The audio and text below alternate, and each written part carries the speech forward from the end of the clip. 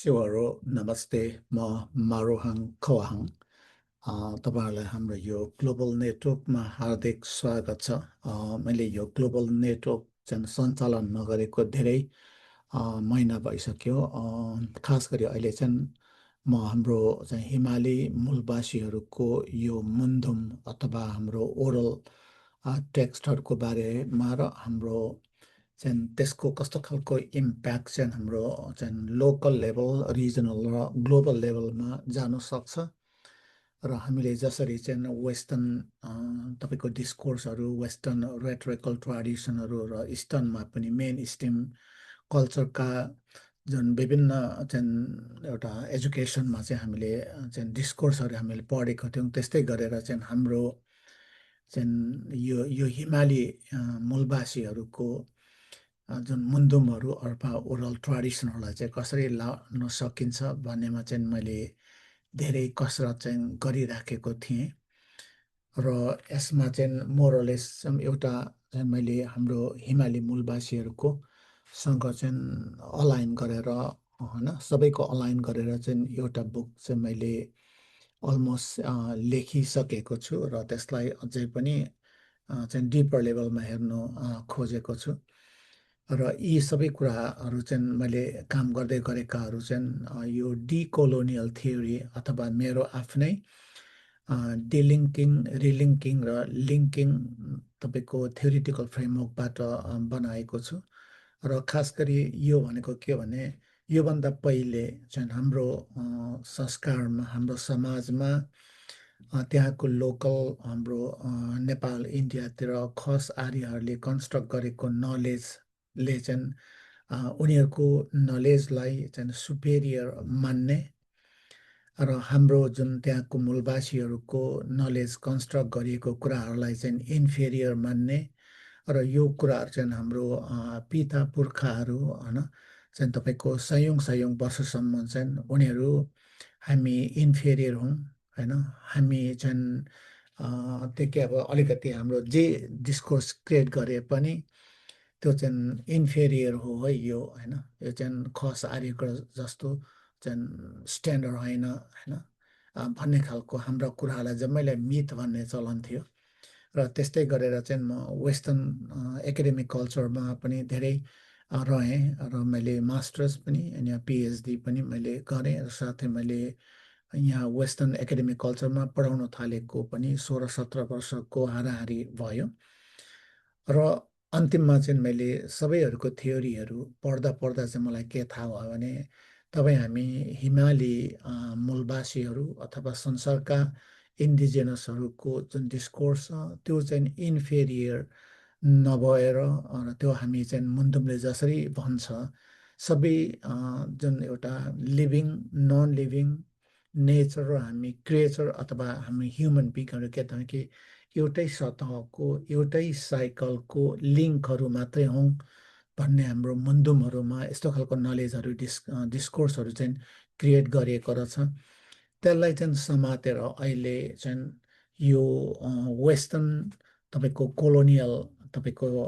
के हेजेमोनी अथवा डिस्कोर्स अथवा हाम्रो लोकल नेपाल र इन्डिया भन्यो भने हाम्रो खस आर्यहरूको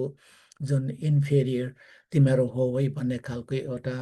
हायरार्किकल अथवा बाइनरी हामी गुड, हामी एक्सलेन्ट, तिनीहरू इन्फेरियर, तिमीहरू चाहिँ तिमीहरूको कुराहरू जम्मै मिथहरू हुन् होइन भन्ने खालकाहरू हुन्, तिमीहरू चाहिँ कन्जर्भेटिभहरू हो तिमीहरू भन्ने खालका कुराहरूलाई चाहिँ मैले अहिले अध्ययन गर्दाखेरि तपाईँ हाम्रो जुन हिमाली इन्डिजिनसहरूको जुन डिस्कोर्स र नलेज छ त्यो कुराहरूलाई चाहिँ त्यो डिस्कोर्सहरू त्यो नलेजलाई चाहिँ ग्लोबल लेभलमा लग्यौँ भने चाहिँ मैले योभन्दा पहिले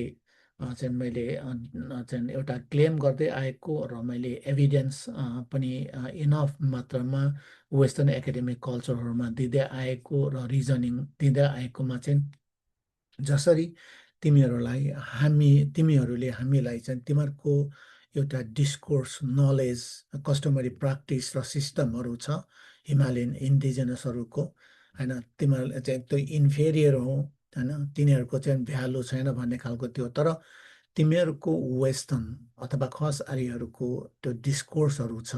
एज ए सुपेरियर भन्ने तिनीहरूभन्दा हिमाली मूलवासीहरूको चाहिँ डिस्कोर्सहरू जो हाम्रो ट्रेडिसनहरू हाम्रो कस्टमरी प्र्याक्टिसहरूलाई चाहिँ हामीले चाहिँ राम्रोसँग अरेन्ज गरेर हामीले ल्यायौँ भने यो चाहिँ ग्लोबल लेभलमा ग्लोबल तपाईँको एकाडेमिक कम्युनिटी र नन एकाडेमिक कम्युनिटीहरूले राम्रोसँग सेपिङ गर्न सक्छ भन्ने एरियामा चाहिँ म अलमोस्ट एक वर्ष चाहिँ त्यसैमा धेरै चाहिँ होमिएँ र मैले रेगुलर रूपमा चाहिँ यो ग्लोबल नेटवर्क चलाउन सकिनँ। तर अबदेखि चाहिँ मैले जो कुराहरू पाएको छु र जुन कुराहरू चाहिँ मैले चाहिँ त्यो डिस्कोर्सहरू चाहिँ मैले कन्स्ट्रक्ट गर्दैछु अरेन्ज गर्दैछु होइन त्यसलाई चाहिँ अब हामी को हुँ हाम्रो अडियन्स को हुनुपर्छ हाम्रो मटेरियल हाम्रो टेक्स्टहरू के हुन् र कसरी चाहिँ तिनीहरूलाई चाहिँ हामीले चाहिँ राम्रोसँग चाहिँ एउटा डिस्कोर्स क्रिएट गरेर होइन हाम्रो चाहिँ पुर्खाहरूले कन्स्ट्रक्ट गरेको कुराहरू कसरी तिनीहरू एथिकल छन् होइन तिनीहरू चाहिँ कसरी चाहिँ तिनीहरूले चाहिँ एउटा ग्लोबलको अहिलेको इस्युहरू पोलिटिकल इस्युहरू इकोलोजिकल इस्युहरू त्यस्तै खालको कस्मोलोजिकल वा इस्युहरू भनौँ न मोस्टली चाहिँ इकोलोजिकल र हाम्रो कल्चरल र पोलिटिकल इस्युहरू छ नि त्यो चाहिँ हाम्रो हिमाली मूलवासीहरूको हिमाली इन्डिजिनसहरूको डिस्कोर्सले चाहिँ राम्रोसँग हामीले यसलाई फेरि डिकोलोनियल थ्योरीबाट कोलोनियलबाट होइन डिकोलोनियल थ्योरीबाट यसलाई हामीले लान सक्यौँ भने संसारलाई हामीले एउटा मूर्त रूप चाहिँ हामी दिन सक्छौँ भन्ने चाहिँ अहिले त्यो उसमा चाहिँ म पुगेर डकुमेन्ट्री भिडियो चाहिँ स्पेसली हाम्रो मुन्दमहरू हाम्रो ओरल टेक्स्टहरू चाहिँ कस्ता छन् र यिनीहरूले के कुराको बारेमा चाहिँ धेरै नलेजहरू चाहिँ क्रिएट गरेका छन् र गर्ने छन् होइन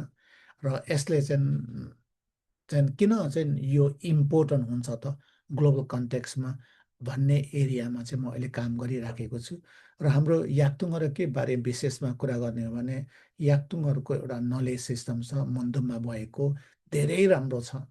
धेरै राम्रो छ मैले चाहिँ अरू हाम्रो खम्बुहरू अरुण पार्कका खम्बुहरूको पनि अध्ययन गरिराखेको छु कतिको चाहिँ याक्तुङहरू जस्तै चाहिँ अब माथि चाहिँ तपाईँको सापमा कुमाङ पोकमा नवचै मुन्दुम अथवा चै मुन्दुमदेखि लिएर तल अहिले थिबुङ याक्तुङसम्म चाहिँ मजाले लेयर लेयर लेयर भएर आउँछ त्यस्तो चाहिँ अब छ कि छैन तर मैले खम्बुहरूको पनि अध्ययन गर्दैछु र यहीँ मैले भन्दाखेरि याक्तुङहरूको मुन्दुममा चाहिँ एक रूपता चाहिँ मैले कहीँ पनि भेटिनँ यसमा चाहिँ कोर थिम एउटै भए पनि हामीले रिचुअलमा जाँदाखेरि पनि अलिकति आफूलाई जुन आउँछ होइन त्यो आउने कुराहरू चाहिँ मुन्दुमहरू भन्ने र अनि यही मुन्दुम नै सत्य हो भन्ने खालका धेरै तुम्याङहरू र हाम्रो या फेदाङ्माहरू पनि मैले पाएँ र यसलाई अब कसरी हामीले स्ट्रक्चर गरेर लानुपर्छ र जुन हाम्रो चाहिँ एउटा साउथ एसियन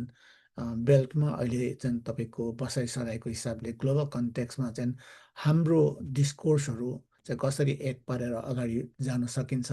भन्ने एरियामा म अहिले काम गर्दैछु सम्पूर्ण तुतुतु म्यामहरूले याक्ला सुहाङहरूले र विज्ञ हाम्रा दाजुभाइ दिदीबहिनीहरूले पनि सहयोग गरिदिनु हुन भनेर हार्दिक अनुरोध गरेँ सेवारो नमस्ते म फेरि फेरि पनि यही इस्युलाई म बोकेर म आइराख्नेछु फेरि पनि सेवारो